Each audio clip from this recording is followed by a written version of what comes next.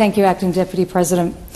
I rise to also speak to the report handed down by the Foreign Affairs, Defence and Trade References Committee relating to advocacy services for veterans accessing compensation and income support. And like my colleague Senator Henderson, I was really pleased to see this report handed down and the fantastic work that was put into this report. And at the heart of this inquiry is an effort to show our veterans respect and to ensure that they receive what they are owed for the sacrifices that they have made for our nation.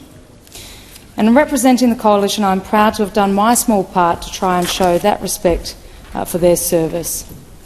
Now, a recent inquiry into this issue, my colleagues and I heard from witnesses troubling evidence that Australians veterans who are desperately seeking to find resolution to cases regarding compensation payments are being overcharged by commercially minded advocates who are taking commission-based fees for representing veterans, some of whom are understandably vulnerable to exploitation.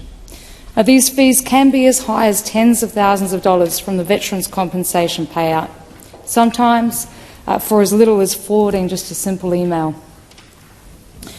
I do want to make it clear that there are some very good, very ethical providers that are providing advocacy for veterans, and they are doing the right thing by our veterans. But in this unregulated space, some veteran advocates stand to cumulatively make tens, if not hundreds of millions of dollars off veterans' compensation payments when using the commission for service model, with, as we just heard, some commissions going as high as 29% of the compensation payment. These commission for service advocacy companies also push veterans into accepting lump sum payments rather than opting for pension-style payments over time so that their commissions can be paid for as soon as the compensation is paid out. So that critical choice of lump sum or trickle payments is taken from veterans under this model. And I don't think that's fair.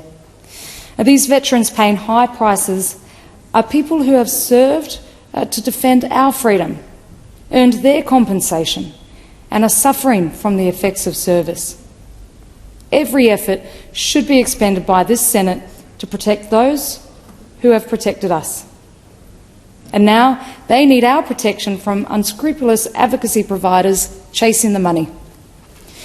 Free and fairly priced structured advocacy services already exist. And let's be clear, there are decent advocates that are being fair about their price structure, where veterans don't get ripped off. Veterans pay for what they get, which is good advice and adequate support, commensurate with the fees that they pay. And they are taking the pressure off the free services already provided to veterans too, which is a good thing. But because this is an unregulated space, vulnerable veterans bombarded by constant advertising on social media platforms means, in the end, they see no other choice than to sign away their compensation advocacy to commission-based services. Having myself looked up a veterans advocacy website, I am now personally bombarded by my social media algorithm, by company after company presenting as the promised land for veterans seeking compensation payments. It is ruthless. And in this inquiry, submitters raised concerns with the fee-for-service model. They raised concerns about ethics, about troubling behaviours and business practices taking over the sector. Others from the for-profit advocacy businesses argued strongly that there were valid needs and legitimate roles for fee-for-service providers. Why? Because the system of compensation is not working for veterans. It's very complex, sometimes overly cumbersome, and sometimes too much of a headache for veterans who need help with navigating the bureaucratic process. So the proliferation of these commercial entities is a result of the limitations of the Department of Veterans that can impact on veterans and can impact on their well-being. Make no mistake, this proliferating cowboy industry is also the result of this Labor government paying out money into an unregulated system without consideration of the unintended consequences, and without urgently needed regulation. Rogue advocates, those not there for the compensation but the money, are following the money. More evidence showed that professional oversight of work standards and conduct is severely limited. This lack of oversight and lacking recourse options reduce the quality of advocacy services, leading to unacceptable advocate behaviours and poor veteran outcomes. Let me be clear again. The fact that this industry exists at all is an indictment on our current system. The veteran compensation system is opaque, and an entire industry has grown around navigating it.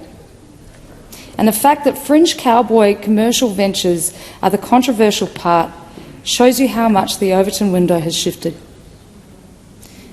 The integrity of the DVA entitlement system is at risk. And it's not the fault of DVA, but more the lack of oversight on this problem. As senators in this place, we must never forget those who committed themselves and their families to defend this nation. They deserve access to equitable, ethical and effective advocacy.